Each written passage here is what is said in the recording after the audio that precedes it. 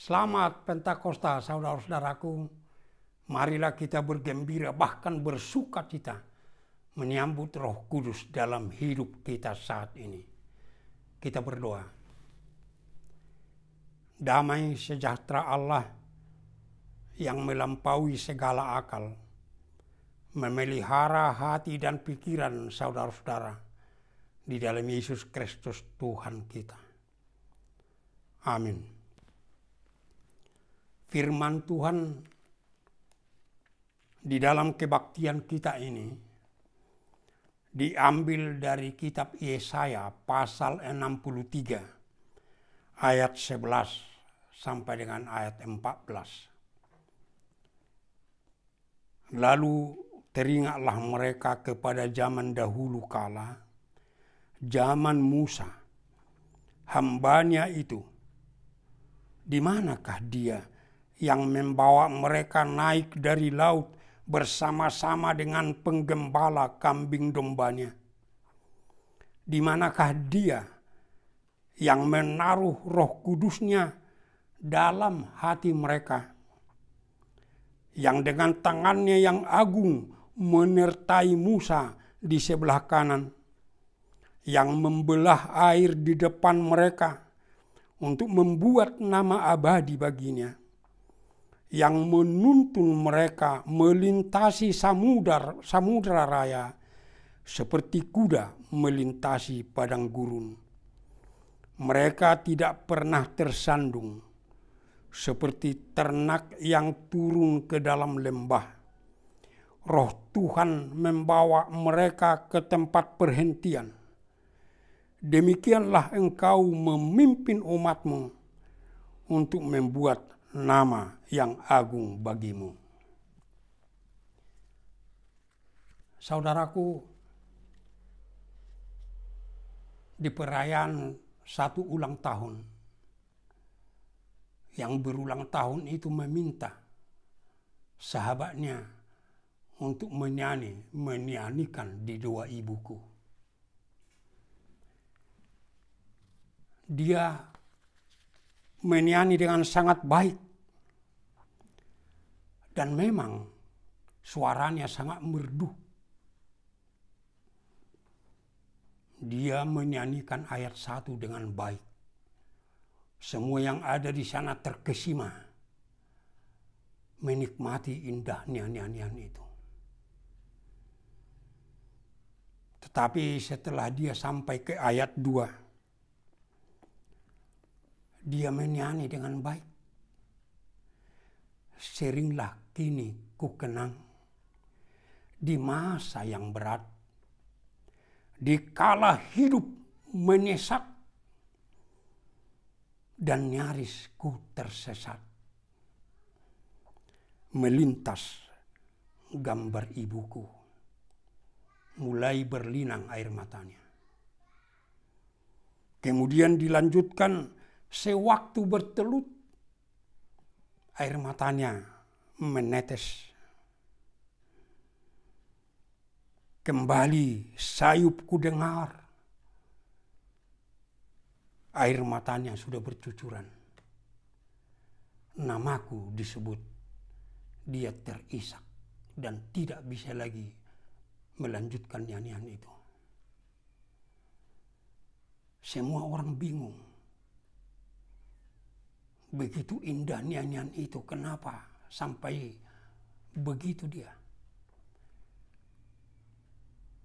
Kemudian mereka bertanya, kenapa? Jawabannya singkat, aku mengingat ibuku. Saudaraku, saat ini kita menghadapi masa yang berat. Hidup yang menyesak. Sudah banyak orang yang hampir putus harapan. Siapa yang kita ingat? Siapa yang saudara ingat? Firman ini memanggil kita untuk mengingat dan mengharap Tuhan. Semua kita harus berdiri di hadapan Tuhan mengaku dosa kita. Semua kita harus berjanji tidak akan mau lagi melupakan dia. Tidak akan mau meninggalkan dia. Tidak akan mau menduakan dia. Dan semua kita harus berjanji akan tetap setia kepadanya dan berserah diri sepenuhnya di dalam iman.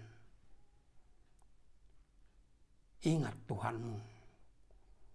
Berharap kepada dia.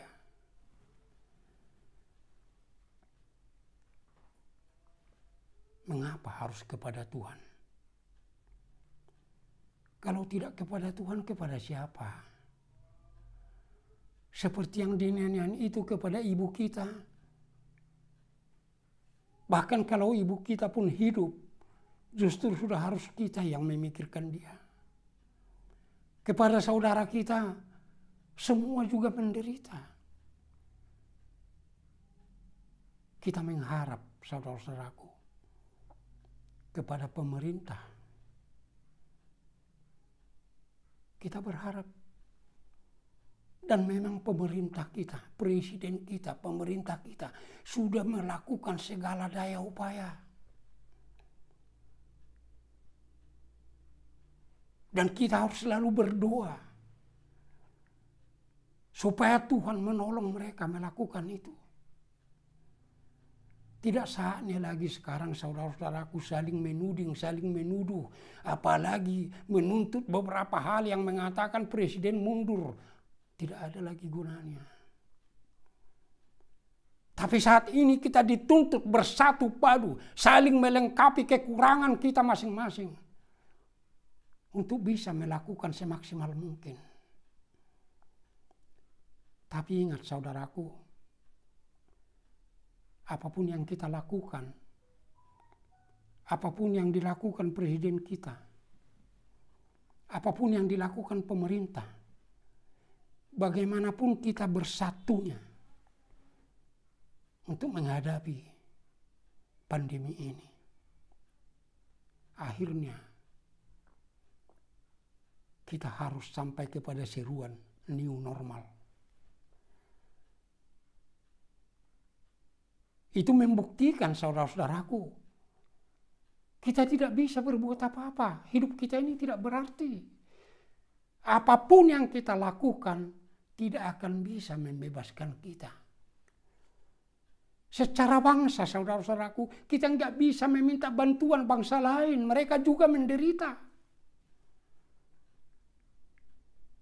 Itu sebabnya firman ini menirukan kepada kita. Ingat Tuhanmu, berharap kepada Tuhan. Karena hanya Dia di dalam kuasa dan kasih-Nya yang berkuasa menyelamatkan kita. Seperti yang dilakukan oleh umatnya di dalam perjanjian lama. Di saat mereka menderita. Di saat hidup menesak. Mereka hanya mengingat Tuhan. Mengingat kuasa dan kasih Tuhan yang menyelamatkan mereka. Khususnya mengingat apa yang dilakukan Tuhan pertama. Membebaskan mereka dari perhambaan Mesir melalui Laut Teberau. Itu saudara-saudaraku mengandung pengertian yang sangat dalam. Karena kita tidak hanya bisa melihat bagaimana mereka melewati Laut Teberau. Harus kita ingat, sebenarnya mereka bisa lewat dari utara. Dari atas terusan Suez yang sekarang ini. Dan kalau itu yang mereka lewati, cepat mereka tiba di negeri Kanaan. Tetapi Tuhan berpikir, di daerah itu waktu itu berdiam suku Filistin yang sudah sangat maju, yang sudah sampai ke zaman besi, yang peralatan perangnya sudah memadai.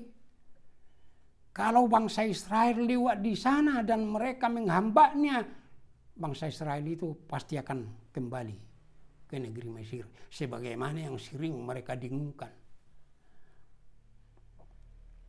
Sehingga Allah menuntun mereka dari daerah selatan melalui Laut Teberau. Dan mereka selalu ingat sebelum mereka melewati Laut Teberau, Firaun dan tentaranya mengejar mereka. Tapi Tuhan berdiri di antara mereka sehingga Firaun dan tentaranya tidak bisa menjangkau mereka. Dan kemudian Tuhan membelah dua Laut Teberau. Mereka bisa berjalan di tempat yang kering dan tiba di seberang. Kemudian laut itu tertutup, menenggelamkan semua tentara Firaun yang mencoba mengejar mereka. Itu juga mengandung arti yang sangat dalam. Dengan kembalinya Laut Teberau itu seperti biasa, sempurnalah keselamatan mereka. Karena bagaimanapun tentara Mesir tidak bisa lagi menjangkau mereka. Tapi dalam waktu yang sama Tuhan mau memberi pesan kepada mereka bahwa mereka tidak bisa lagi kembali ke Mesir, ke perbudakan itu. Kalau mereka bisa kembali dari utara, kalau dari sini tidak bisa. Lengkap keselamatan itu. Tidak bisa kembali. Pantas mereka ingat Tuhan. Di masa yang berat. Di kala hidup mendesak. Dan yang kedua, saudara-saudaraku, mereka mengingat bagaimana Tuhan itu menuntun mereka melalui Roh Kudus-Nya. Mengapa begitu penting? Saudara-saudaraku, harus kita ingat, bangsa Israel diperbudak di Mesir 400 tahun. Kalau 25 tahun dihitung satu generasi, itu sudah 16 generasi. 16 generasi mereka hidup sebagai budak. Sehingga mental mereka benar-benar mental budak. Itu sebabnya mereka begitu mudah mengatakan lebih baik kami kembali ke Mesir menjadi budak. Tapi Roh Kudus menuntun mereka supaya mampu hidup di dalam kebebasan itu. Supaya Roh Kudus mengikis dari hidup mereka mental budak itu. Tapi benar-benar menjadi mental bangsa Allah. Sehingga mereka tetap dengan teguh berjalan menuju negeri yang akan Tuhan berikan kepada mereka. Apa hubungannya dengan kita? Wah, di sanalah yang perlu kita tahu, saudara-saudaraku. Tuhan yang melakukan kuasa yang begitu besar untuk membebaskan bangsanya pada kala itu, Tuhan yang sama yang melakukan pembebasan, penyelamatan kita dalam Yesus Kristus. Kalau di dalam Yesaya 63 ini dikatakan dalam ayat 9, bukan duta, bukan utusan yang disuruh Tuhan untuk menyelamatkan mereka, tetapi Dia sendiri. Tapi tetap kita ingat, melalui Musa. Tetapi di dalam Yesus Kristus jelas Tuhan sendiri yang datang. Tuhan Yesus yang mengosongkan diri, mengambil rupa manusia, menjadi manusia. Yesus sendiri yang menderita. Yesus sendiri yang mati ganti kita. Tuhan sendiri. Untuk menyelamatkan kita dari dosa dan maut. Dengan kuasa yang luar biasa dalam salibnya. Dengan kebangkitannya, dengan kenaikannya ke surga. Dan memang keselamatan yang diberikan kepada kita adalah keselamatan yang lengkap. Dan kalau Tuhan melakukan seperti itu di dalam Yesus Kristus, saat ini juga Tuhan dan hanya Tuhan yang bisa menyelamatkan kita dari pandemi virus corona ini. Dan jangan lupa, keselamatan yang dari Tuhan itulah keselamatan yang lengkap karena Dia menyelamatkan dan Dia memulihkan. Demikian juga bagaimana Tuhan mencurahkan Roh Kudus-Nya. Saudara-saudaraku, sekarang ini seperti yang saya katakan tadi dalam pembukaan khotbah ini, kita merayakan Pentakosta. Tapi saya tanya dulu, Apakah merayakan Pentakosta ini kita merayakan apa yang dilakukan Tuhan melalui rohnya kepada bangsa itu dulu pada masa pembebasan mereka? Bukan. Itu harus tetap kita kenang, kita ingat untuk mengingat Tuhan kita. Tapi bukan itu yang kita rayakan. Apakah yang kita rayakan sekarang ini pencurahan Roh Kudus seperti yang dikatakan dalam Kisah Rasul 2? Bukan. Itu harus kita ingat dan harus kita hidupi. Tetapi perayaan Pentakosta yang benar adalah merayakan Pentakosta dengan menerima sekarang ini Roh Kudus datang di dalam dirimu, di dalam keluargamu. Bukan hanya mengenang peristiwa yang lalu, tapi benar-benar secara nyata kini terima Roh Kudus. Itu Pentakosta yang benar. Karena hanya Roh Kudus, saudara-saudaraku, yang bisa menuntun kita untuk membuang mental hamba dosa, untuk membuang mental hamba iblis, untuk membuang mental hamba segala kejahatan dari hidup kita ini, dari diri kita. Untuk menumbuhkan mental murid Yesus, mental anak-anak Tuhan. Hanya Roh Kudus. Sebagaimana yang dikatakan di dalam epistel ini.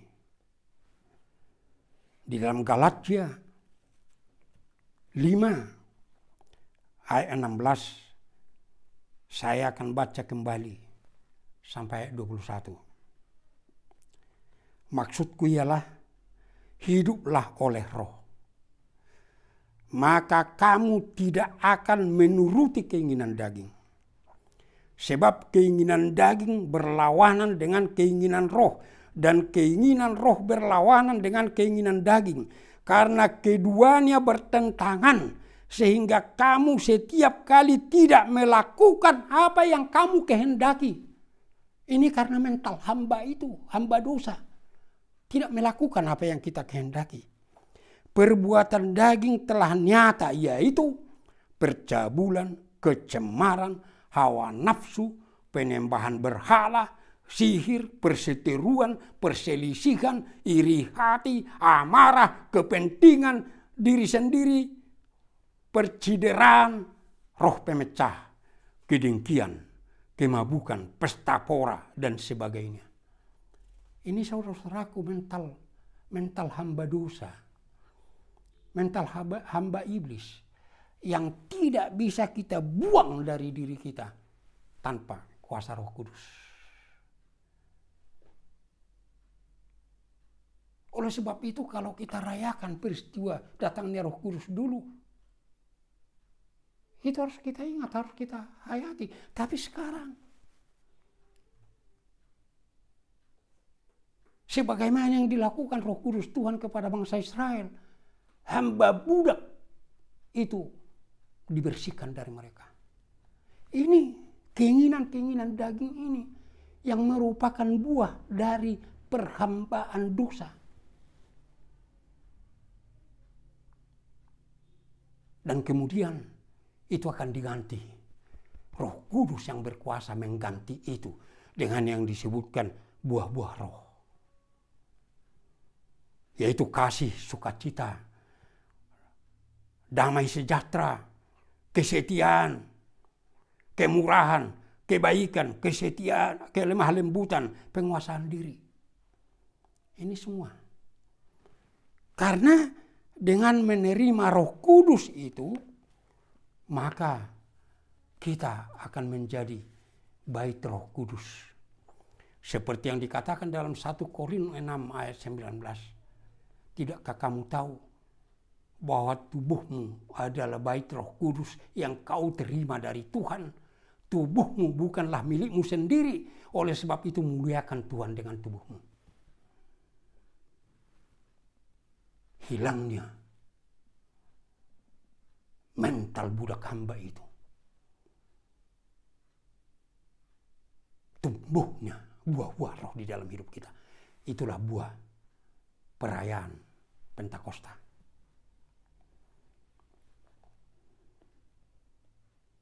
Di dalam hidup yang seperti itulah, saudara-saudaraku,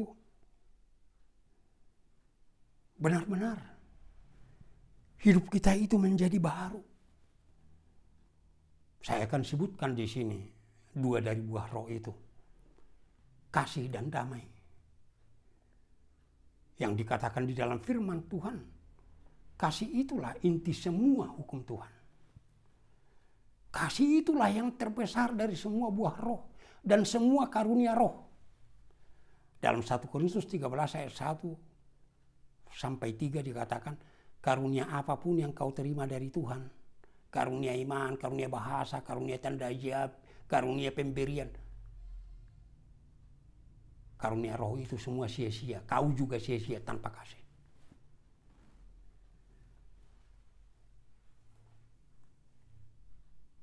Buah Roh Kudus itu yang kedua dikatakan damai. Damai sejahtera.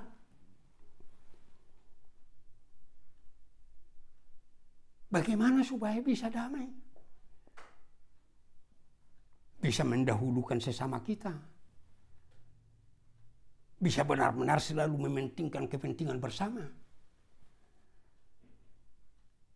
Tetap di dalam pengenalan diri. Dan terutama saudaraku, kita saling menerima karena saling mengerti.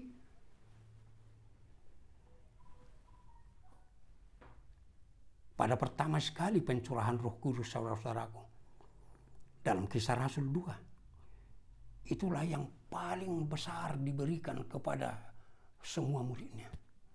Bahasa roh, yaitu bahasa pengertian. Mereka berbicara dalam bahasa Galilea, semua yang mendengar dalam bahasanya sendiri. Sehingga mereka di dalam kuasa Roh Kudus saling mengerti. Dari bangsa apapun, dari manapun, saling mengerti sehingga bisa saling menerima. Saudara-saudaraku, perkembangan teknologi kita, teknologi komunikasi sangat tinggi. Sangat tinggi.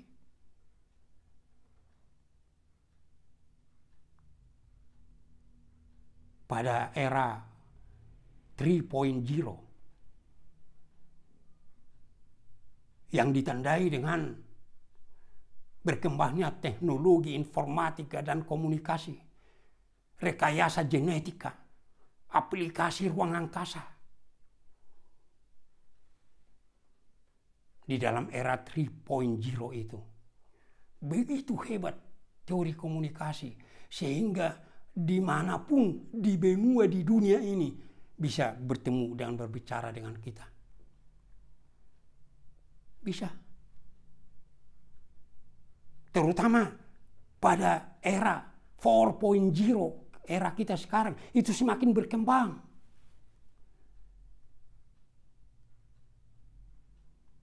Sekarang udah biasa membuat pertemuan virtual, rapat terbatas virtual, membuat pertemuan dengan sistem Zoom, sampai kita bangga akan itu.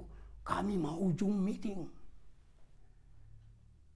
Itu perkembangan teknologi. Tetapi jangan lupa saudaraku, apakah teknologi itu bisa membuat yang suami istri saling mengerti? Gak bisa. Bahkan orang yang menguasai teknologi komunikasi yang sangat tinggi bisa tidak bisa saling mengerti yang suami istri. Walaupun kedua pihak sudah menguasai itu. Makanya sekarang ini makin banyak perceraian. Bisakah teknologi komunikasi itu membuat orang tua dengan anak saling mengerti? Oh tidak. Justru itu membuat mereka tidak saling mengerti. Karena akhirnya keluar dari sekolah, si anak nonton TV, menggunakan teknologi.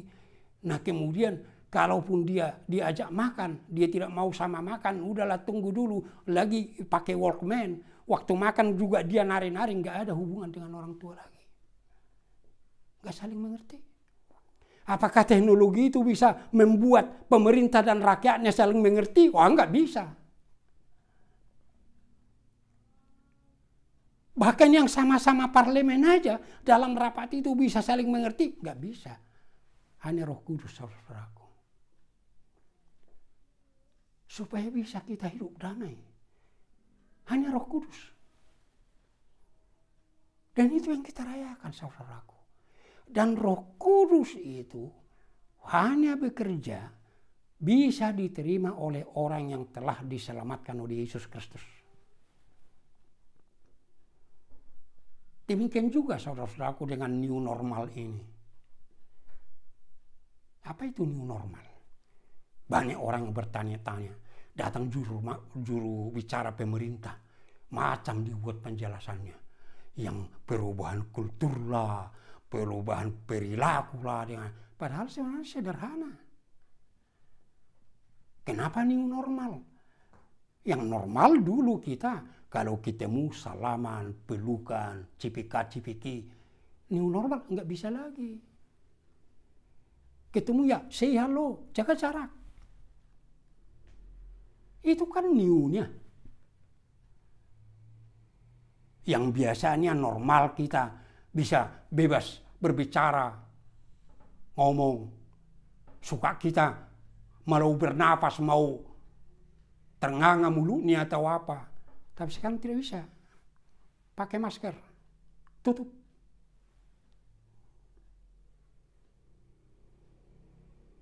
Yang tidak biasa begitu sering kita cuci tangan harus banyak. Itu kan new normalnya. Sederhana saja. Hanya yang perlu sekarang dipikirkan dan dipikirkan oleh pemerintah bagaimana mengimplementasikan itu dalam seluruh kehidupan kita. Kalau dikatakan rumah ibadah sudah bisa dibuka tapi dalam sistem new normal, bagaimana itu diatur? Supaya semua protokol kesehatan itu bisa dijalankan, supaya jangan terlalu sesak orang di sana. Umpamanya gereja-gereja itu bagaimana supaya tetap ada jaga jarak. Kan itu yang perlu. Kalau sudah dikatakan sekolah akan dibuka, itu kan yang perlu. Bukan masalahnya perumusan new normal. Kalau sudah dibuka mal, bagaimana? Supaya jangan terlalu berdesakan orang di sana. Kan ini semua. Dan semua kebutuhan untuk protokol kesehatan tersedia. Tapi bagaimanapun itu saudara-saudaraku, dengan pekerjaan Roh Kudus, new normal itu bisa menjadi mengembalikan kita kepada old normal. Dalam menjalankan new normal, apa yang saya katakan saudara-saudaraku? Dulu sering kita dengar, jauh di mata, dekat di hati. Dengan perkembangan teknologi komunikasi di era 3.0, kita sudah bisa jauh di mata, dekat di komunikasi. Apalagi pada 4.0 seperti yang saya terangkan lagi, kita benar-benar jauh di mata, dekat di komunikasi. Dan itu aja yang bisa kita jangkau saudaraku. Tetapi dengan kuasa Roh Kudus, kita bisa jauh jaraknya tapi dekat di hati. Karena kita harus tetap social distancing. Physical distancing, gak bisa dekat. Jauh, harus jauh jaraknya. Secara sosial, bukan hanya secara fisikal. Secara sosial harus jauh jaraknya. Secara fisikal juga harus jauh jaraknya. Tapi dengan kuasa Roh Kudus, new normal itu bisa menjadi jauh jaraknya, tapi dekat di hati. Ini yang perlu kita jangkau, saudaraku.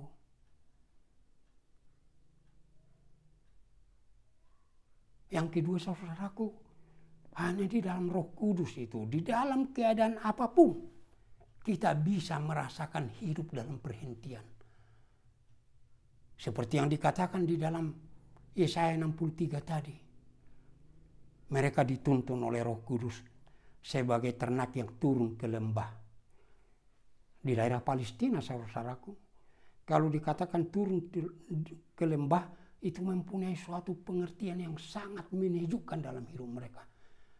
Karena di sekitar gurun pasir itu kalau ada lembah, itu pasti teduh. Di sana pasti ada rumput. Di sana pasti ada air. Jadi walaupun mereka di gurun itu, oleh tuntunan Roh Kudus, bisa mereka berhenti, beristirahat. Kebutuhannya tersedia oleh kuasa Roh Kudus.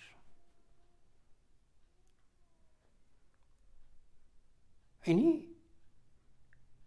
yang harus kita jangkau, saudaraku.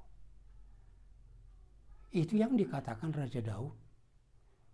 Dia membaringkan aku di padang rumput yang hijau. Raja Daud tidak mengatakan dia memberikan kepada saya padang rumput yang enggak, menuntun aku, membaringkan aku ke padang rumput. Membaringkan, benar-benar nyaman. Membimbing aku ke air yang tenang. Bukan hanya air yang bisa tapi air tenang, memberi hidup tenang. Sehingga di dalam ayat 3 dia katakan dia menyegarkan jiwaku. Menyegarkan jiwaku. Bukan hanya di dalam keadaan yang senang. Karena dikatakan di awal, sekalipun aku berjalan dalam lembah maut. Dalam lembah maut tetap ada ketenangan, ada kesegaran jiwa oleh kuasa Roh Kudus.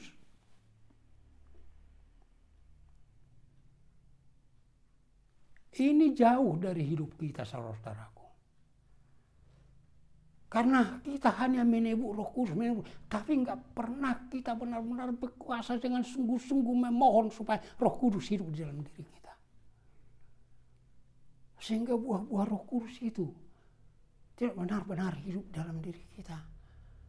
Hanya orang mengatakan, Roh Kudus ada dalam saya bisa melakukan mujizat, saya bisa melakukan ini. Bukan itu.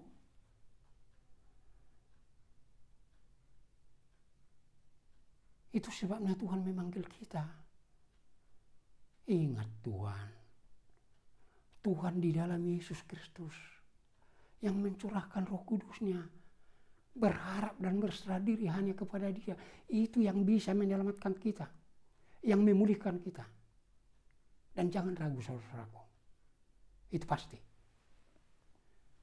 Amin. Kita berdoa. Bapak Surgawi yang kami kenal dalam Yesus Kristus. Terima kasih Tuhan atas firman-Mu yang mengingatkan kami untuk menghidupi betapa besar kuasa dan kasih-Mu di dalam Yesus Kristus Tuhan kami.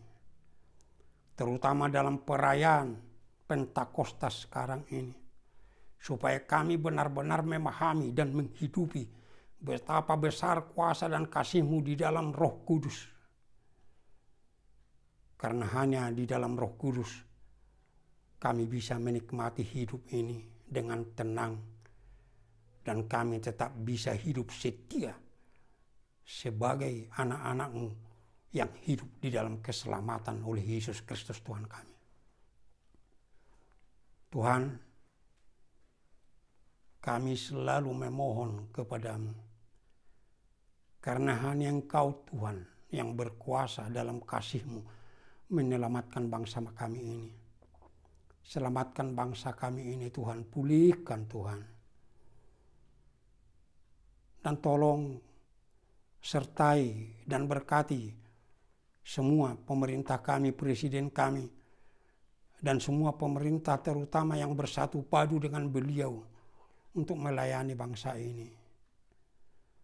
Tetapi tetap serukan kepada mereka Tuhan melalui Roh-Mu bahwa kekuatan manusia ini sangat terbatas. Hanya Engkau Tuhan yang berkuasa menyelamatkan kami. supaya semua, bahkan pemerintah kami, semua orang mau percaya kepadamu di dalam Yesus Kristus, mau menerima Roh Kudus-Mu untuk hidup sebagai anak-anak-Mu. Tuhan, sertai juga semua tenaga medis. Jangan selalu bertambah lagi yang jadi korban. Pelihara mereka Tuhan. Tapi mereka juga ajari supaya mereka tahu bahwa mereka tidak akan bisa menyembuhkan siapapun.